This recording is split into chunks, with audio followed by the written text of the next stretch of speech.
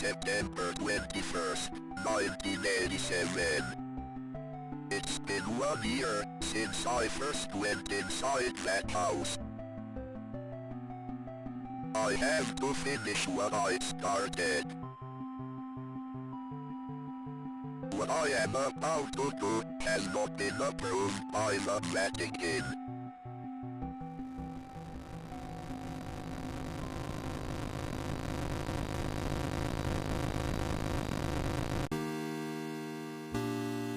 What we are about to do has not been approved by the Vatican. Good afternoon, everyone, and welcome to our second Let's Play on the channel. This is Faith, the Unholy Trinity. Now, I know I said I'd do No More Heroes 1. I'm kind of taking a break from the series for a little bit, so just bear with me. That'll come out sometime soon. But I wanted to do a short little Let's Play of this very, very good indie horror game. I've talked with the developer Aerodwarf, nice dude. And this is probably one of the best horror games that I've ever played, and one of the best games to really come out in recent memory for me. And of course, it was published by New Blood. So, without further ado, let's begin the game. Chapter 1. Lodum Novus, new game. Flashlight mode, lamp mode, turbo, confirm. We are going to play on default settings. So, in Faith the Unholy Trinity, you play as Priest John Ward on a quest to finish what you started, trying to fix an exorcism that went wrong 1 year ago. You can move with either the arrow keys or WASD, and your only other method is to hold up your cross to banish demons that may come your way. That's it. You take one hit and you're dead, and we're probably going to see that quite a lot. Have you forgotten already? The forest is a mind of its own. If you get lost, you could always try remembering where you've been. Press the escape key or start button. This will allow you to look around the little map. Don't get used to having a map. It's not in any other chapter, I don't believe. And then you can look through notes, options, quit, and exit. And then you can look at your inventory. Right now, we only have our gold cross.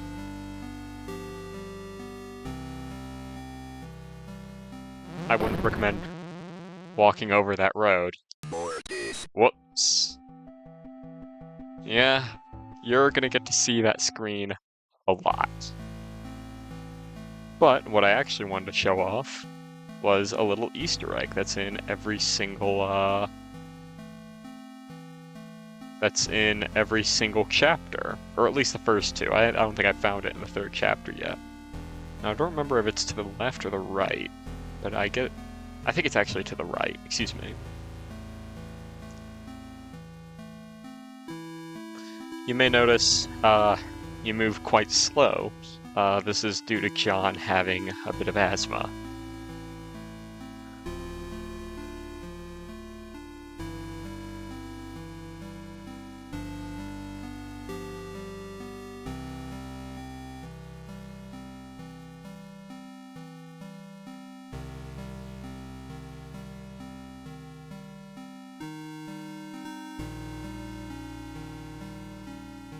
I think there should be something. Am I wrong?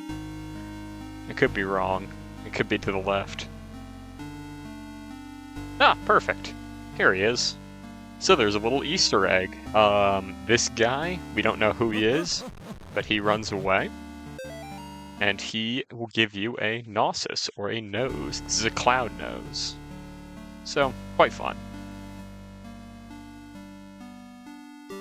Let's make sure to look both ways before crossing the street.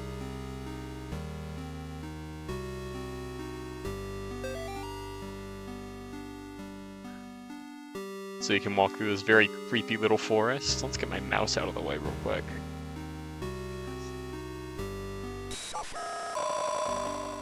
And there was our first demon. His name is Michael. We'll learn more about him later. He'll creep up on you randomly at any point. He'll creep up on you at any random point. You're invited. Come celebrate Nate and Jason's 6th birthday. Directions: turn right at 1338 Snake Meadow Hill Road and go straight past the well. I hope none of you have a phobia of clowns, because there are clowns in this game. So when you're going through this little forest, I'd recommend trying to keep away from the edges of the screen, because that's where Michael can spawn, and he can essentially spawn kill you, which is annoying.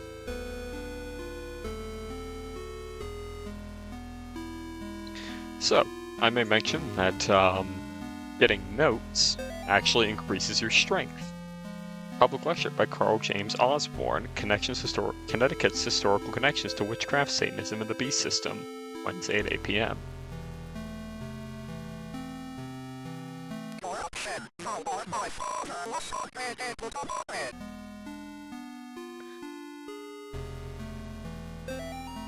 The Martins' house lies about 100 yards off Snake Meadow Hill Road. There's almost no driveway. Trees just out in the middle of a gravel path. That is mostly covered in grass. It was difficult to find the house, especially since it was already dark when we arrived. Father Allred seemed to know where he was going. He simply drove straight until he arrived at the house. In the headlights, I saw an old shed off to the right of the path. Father Allred explained that he would rather perform the exorcism away from the house, but the Marts had insisted that Amy remain inside. He complained that having the family present makes it difficult to proceed with the element of the rite. That may seem harsh to the layperson. So, we're going to do things a little out of order, but we have this little shed here. And... boo! That will get a lot of new players.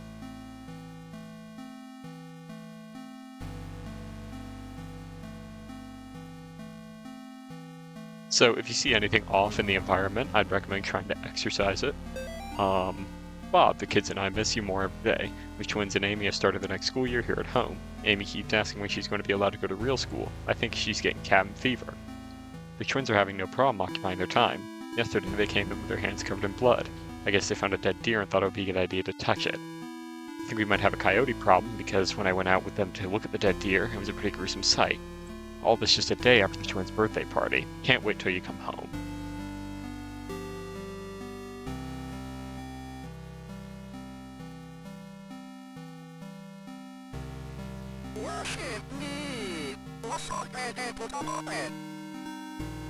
So don't be surprised if I get a little lost. I don't have as much experience playing Chapter 1 as I do Chapters 2 or 3. I think this is the headstone you exercised, though. Yeah. Mr. Martin is taking longer than expected registering the markers on your property. As a historical cemetery, our office has had difficulty identifying who was buried there. The inscriptions of the gravestones are written in a language that we can identify. I've sent the gravestone rubbing system to my peers at the University of Connecticut. I'll reach out to you when I get a response from them. All the best, Daryl Henderson, State of Connecticut Historical Society.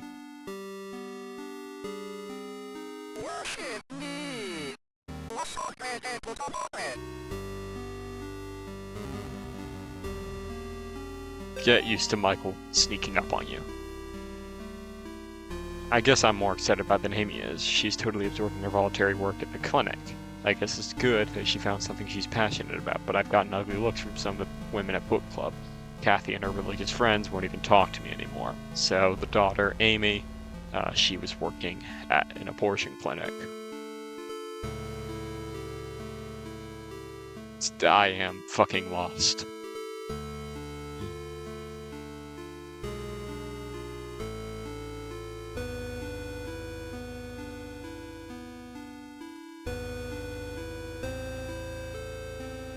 I will mention, although we may not get to see it, that if a deer is on the screen when Michael is, he'll always go after the deer and never after you. He does have a preference.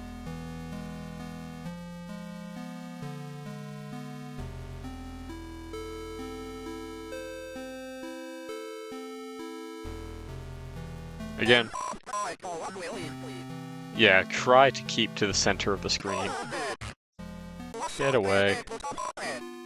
He doesn't usually spawn in this frequently. Maybe we're just getting a little bit of bad luck. So I can't guarantee that I'll get every single note, although I have done that in previous playthroughs. I'll try and get as much of them as I can, and I'll show off every major aspect of the game. So since we've got that key from the shed, we can just go straight on in.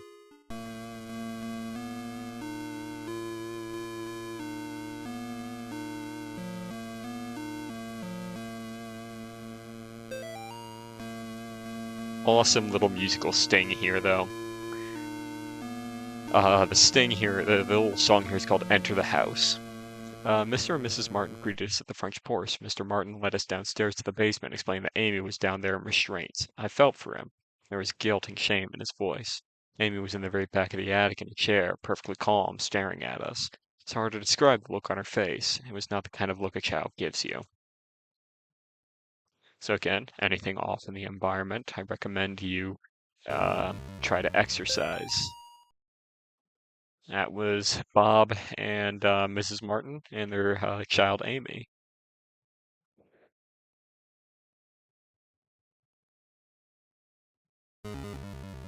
And again, the more notes you get, the stronger your exorcism is. Got someone out there creeping.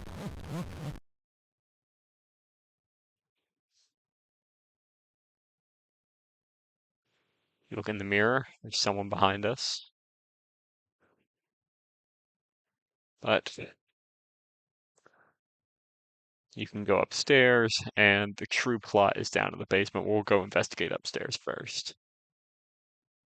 A little bit of blood stain outside the door to what is presumably the attic.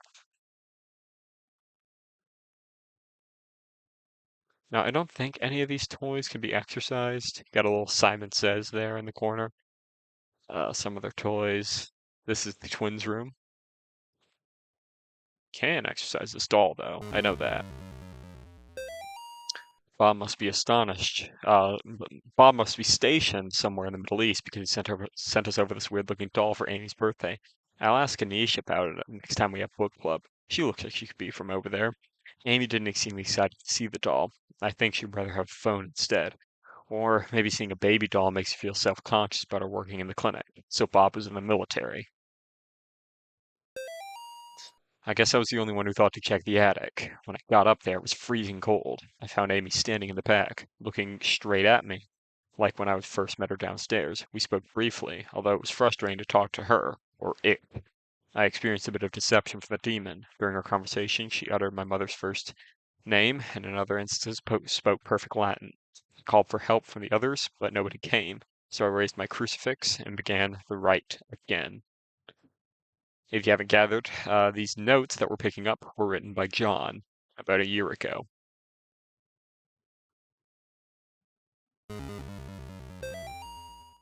I don't feel safe in my own home anymore. I hear voices outside around the house at night. I don't let the twins go out in the woods to play because I'm afraid of what's out there. The house itself feels stressed, distorted, slanted somehow. It's like I'm walking through a carnival fun house. Amy's condition has only gotten worse. I can't stand to be around her, and I don't know why. She just doesn't feel like herself anymore. I want to take her to the doctor, but I can't leave the boys here. I find that the phone stops working throughout the day, and now I can't seem to find my car keys. Thank God Bob comes home tomorrow.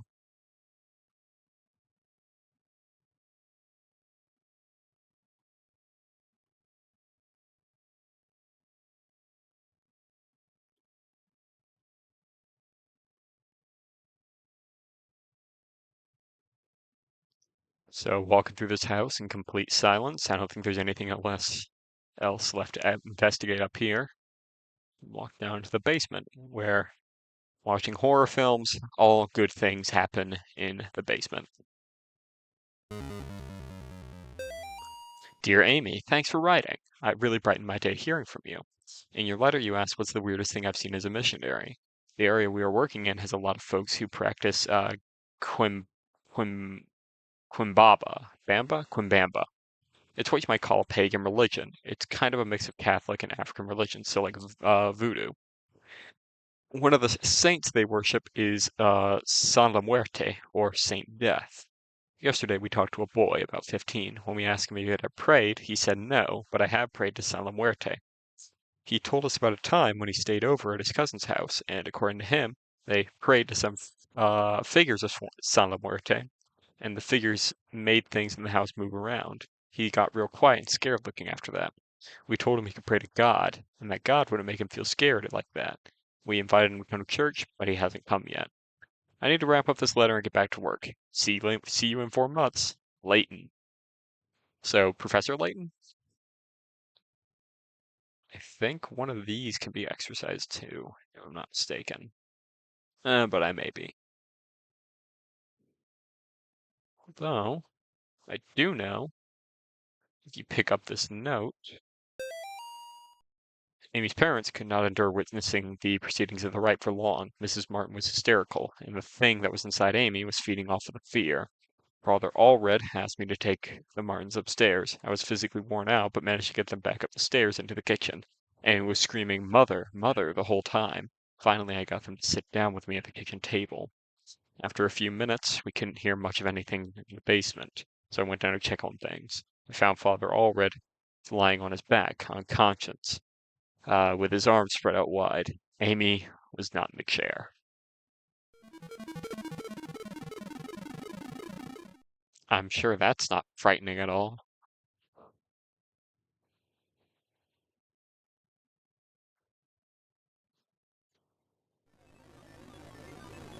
You guys hear that?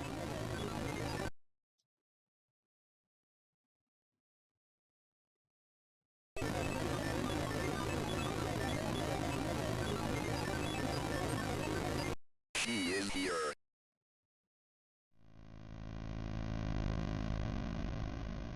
And now begins our fight with Amy. Oh, fight.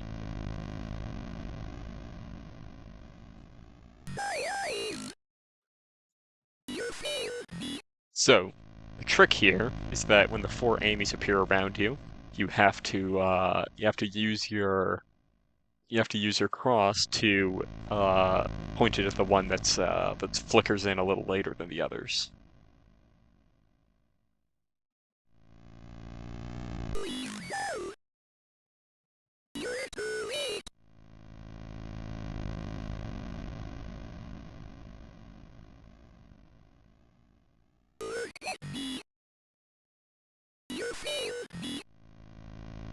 So not much to say here. You just go back and forth between rooms, waiting for it to sneak up on you. And there is a time limit. If you don't point your cross at the real one, she'll kill you.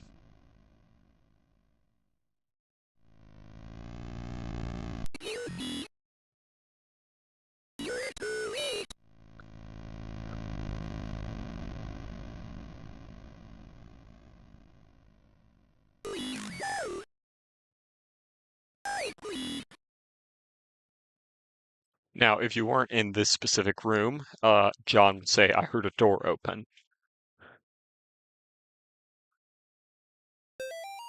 Molly, the church might contact you in a few days to tell you their version of what happened to me. I want you to hear it from me first. A year ago, I was involved in the exorcism of Amy Martin. What they said in the papers isn't true. She, something, my superior, blank, father, blank, with blank. When I confronted her, she blank blank managed to cut the power to the house. And something, her own parents, with their own blank. I have to go back to that house. The nightmares I'm having are real. She's still there, waiting for me. I can still help her. If I don't come back, know that I love you and that I'm sorry. John.